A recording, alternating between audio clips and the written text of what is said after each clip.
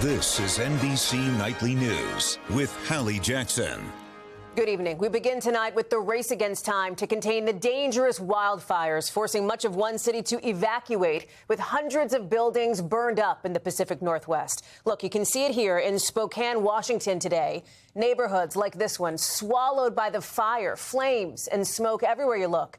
Right now, 4,000 firefighters are working around the clock to try to get things under control. But you see from this video, look, from behind the wheel, this is why thousands of people have been forced to grab what they can and get out fast. With nearly this whole street, look at that, wiped out. And tonight, a new and urgent danger. The wind is starting to shift. And Spokane's mayor warns that could make getting a handle on these fires even more difficult, with at least 600 buildings destroyed already. Camila Bernal starts us off. Tonight, raging flames in Washington state. Thick billowing smoke seen here covering the sky. A passenger recording the smoke as they landed in Spokane today. Cops are asking us to leave. The threat forcing thousands to evacuate. It was scary. The wind was blowing and it was blowing the smoke backwards and forth. Oh, Jesus. Oh, my God, dude. Holy I gotta get out. In Spokane County, homes like these reduced to ash. Officials say at least 600 structures have been destroyed. Can't even believe everything that happened, how many people had to evacuate. God. Oh, you're tripping. As more than a dozen major fires tear across the state, scorching over 250,000 acres. From the air to the ground, firefighters battling the blaze. These fires are still very active. They are still posing an extreme fire danger. Fires also raging in other states across the West this weekend. In Europe, several wildfires also breaking out in Greece. West of Athens, video shows the moment two firefighting helicopters collided mid-air today. One immediately catching fire and plummeting. 2 people died, 2 survived, according to fire officials. Back in the U.S., 48 million remain under heat alerts from parts of California to the Dakotas. It feels like there's just endless days near 100 degrees. Camila's joining us now from L.A., where folks are not catching a break from all that heat, Camila. They're not, Hallie. The heat, the extreme heat, will remain here in California through tonight. And in many parts of the Southwest, including Arizona, we could continue to possibly see record-breaking temperatures through Monday. Hallie? Camila Bernal, thank you. Also tonight, new images of the moment an armed bystander, credited with saving lives, tried to stop an attacker during a deadly mass shooting in Idaho. As we learn more tonight about the chaotic moments at that In-and-Out burger where it happened. Dana Griffin is there. Tonight, new video showing the moment a man stepped in to stop a shooter who opened fire outside this Idaho In-and-Out burger Saturday afternoon, sending people running for their lives. What's happening? What happened? What's happening? Shoot. Go. Just go. Go. You see a gunman with an AR-style rifle unleashing several rounds in the drive-thru of the popular fast food chain, which opened just days ago in Twin Falls. Another man then returns fire. Lane Cohen witnessed the shooting from his car. Is he a hero? Yeah, I would say he definitely distracted the shooter from shooting more people. The shooter was solely focused on him, and it allowed us to get out. I mean, the car directly ahead of me was getting shot. Police crediting that man and an off-duty state trooper who also returned fire with helping save lives. Officials say 3 people were killed and at least 7 others injured. The president and owner of In-and-Out confirming one of her employees was killed. I could see an employee trying to carry another person out. She had a gunshot wound to the chest. He was just screaming her name. Tell her to wake up, wake up.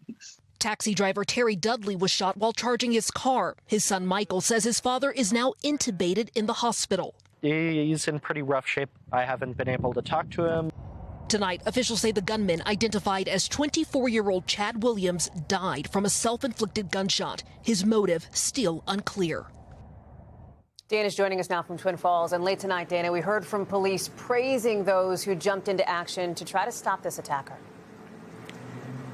That's right, Hallie. Tonight, police commending the heroic actions of that off-duty state trooper and citizen, saying they most certainly saved lives here. We're also learning new information about the survivors. 5 remain hospitalized, 2 of them listed in critical condition. Hallie. Dana Griffin, thank you. New developments now in the war against Iran, with President Trump just moments ago saying new peace talks with Iran will begin tomorrow as he pledges to pause strikes for now. Keir Simmons reports from Doha. Tonight, talks between Iran and the US have reportedly begun again for a deal that could end the war and reopen the Strait of Hormuz. President Trump announcing last night he'd instructed to hold off any attack. In that, he wrote, "The perimeters of a deal has been agreed to.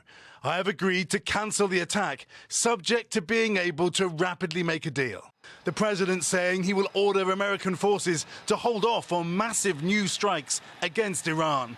There's a deal on Hormuz, and then there will be a deal on the nuclear, or you might call it the denuclearization of Iran. Hours earlier, US embassies signaled a major escalation was close, recommending Americans consider leaving the region. President Trump called it levels of military terror, strength and power not seen since World War II.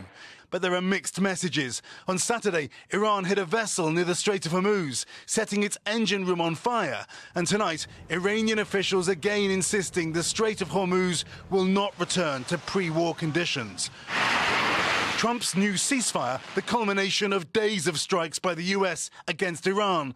A flurry of phone calls, including from Saudi Arabia's Crown Prince to President Trump, and urgent negotiations by countries like Qatar, persuading Trump to again hold off an attack. The back-channel diplomacy worked really hard to convince President Trump to give a chance for diplomacy again. What's your prediction of how likely is that this ceasefire sticks? It's very hard, let's be honest. But tonight, it's not clear how long President Trump is prepared to wait, writing, "Get to work, everybody, and get it done." Keir is with us now from Doha. And Keir, as we heard President Trump say talks will pick up tomorrow, what are we hearing now from the Iranian side? Well, Hallie, the Iranian foreign minister seeming to echo President Trump, saying negotiations are on the path to being finalised. But tonight, Hallie, we're just hearing from a monitoring group that looks at the Strait of Hormuz that there has been an explosion near a vessel there. Hallie? Lots to watch. Keir Simmons, thank you. Here at home, a Republican congressman denying serious domestic abuse allegations against him is now defying calls to drop out of his race, including from his own former father-in-law, a sitting senator. Here's Julie Sirkin. Tonight, Republican Congressman Max Miller doubling down on his re-election bid and defending himself against claims of abuse by his ex-wife. I'm not getting out of this race. As his former father-in-law, Republican senator who's close to President Trump, says he is not fit to serve. Let me begin with the most painful accusation of all. I have never abused our daughter. I categorically deny abusing my former wife. And after a lengthy live video on X, the two-term Ohio congressman posting a Dropbox folder he says contains the keys to his innocence, months into a bitter custody dispute between him and his former partner, Emily Moreno, the daughter of Senator Bernie Moreno. She accuses Miller of throwing hot water on her and holding a gun to her head, according to police reports. In February, police also investigated after their daughter suffered a broken collarbone and bruising. The cause of those injuries is disputed. Miller denies all allegations and has not faced criminal charges. If I had assaulted her, would she have offered to cook me dinner 6 days later? Senator Moreno writing in response today that Miller's behavior is, quote, erratic and dangerous, making it impossible to keep this matter private, and calling on Miller to leave the House of Representatives. Miller shot back, accusing Moreno of speaking out now for political reasons. A person close to Senator Moreno tells NBC News he paid hundreds of thousands of dollars in legal fees on behalf of his daughter, and that this has been painful for the senator, who is concerned for his grandchild, too. The president weighing in late tonight. Well, I'm going to look at it. I mean, so far it's accusations. I'll be looking at it. Earlier this year, House Speaker Mike Johnson said Miller has got to work that out. And tonight, a spokesperson for Emily Moreno says Miller can lie and spin on X, but he cannot do so under oath in a court of law. Julie is with us now, traveling with the president. And Julie, talk us through the timeline here for Miller's political reelection. Hallie, there are major political implications here, too. Miller has until Wednesday to drop out of the race or he becomes the nominee. A source familiar with direct conversations says there are concerns among Republicans about unnecessary attention so close to the midterms. Democrats, Hallie, are watching this race closely. Hallie? Julie Sirkin, thank you. Still ahead for us tonight, a daring rescue. The tense moments as officers rush in, guns drawn, to save a toddler kidnapped in a stolen car. Plus, scary new video of this crash during a traffic stop. Next. New video tonight of this wild moment during a highway traffic stop. Look at this here. A police officer in Texas stopping a car on a busy highway, and then the moment of impact here. Another car smashes into it. Police say the other driver was distracted. The officer and the first driver were both hurt, but thankfully they are both expected to be okay. Also tonight, southern Italy rattled by the strongest earthquake that region has seen in decades. A 4.7 magnitude earthquake Friday night near Naples, triggering rock slides along with buildings crumpled and cars crushed. 24 people were hurt, 5 of them taken to hospitals. Here at home, a dramatic rescue caught on camera. Police stepping in to stop a carjacker who allegedly stole a car with a toddler inside. Here's Ryan Chandler. Tonight, a daring rescue. Jazz, run the tag back. Atlanta police rushing to save a 2-year-old girl from a carjacker. Hands up! Yo! Don't move! Mom making a frantic 911 call on Thursday. Someone just stole my car, and it has my 2-year-old daughter in it. You said your daughter's inside the vehicle? Yes, my 2-year-old daughter was in the back seat. I was dropping off an Instacart order, and I came back outside, and so my car is gone. Police scanning the city streets with license plate readers, tracking the car down 3 miles away in under 15 minutes. Hands on the window now! Watch the moment officers approach the car with guns drawn, arresting 21-year-old Salim Martin. Get out the car, slow. Martin now facing 6 charges, including kidnapping and cruelty to children. It's okay, baby. It's okay. It's okay, baby. Officers calming the crying toddler. Mom and child finally reunited as a parent's worst nightmare came to an end. Ryan Chandler, NBC News. We are back with much more in a moment. Back now with superstar Ariana Grande stepping back from the public eye when her tour wraps up next month, according to what a rep for the singer tells People magazine. She's pulling out of a musical set to open in London as well.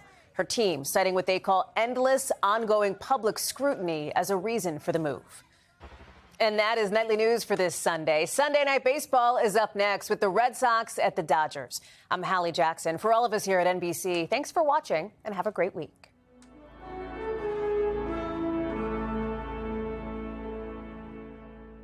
We thank you for watching, and remember, stay updated on breaking news and top stories on the NBC News app or watch live on our YouTube channel.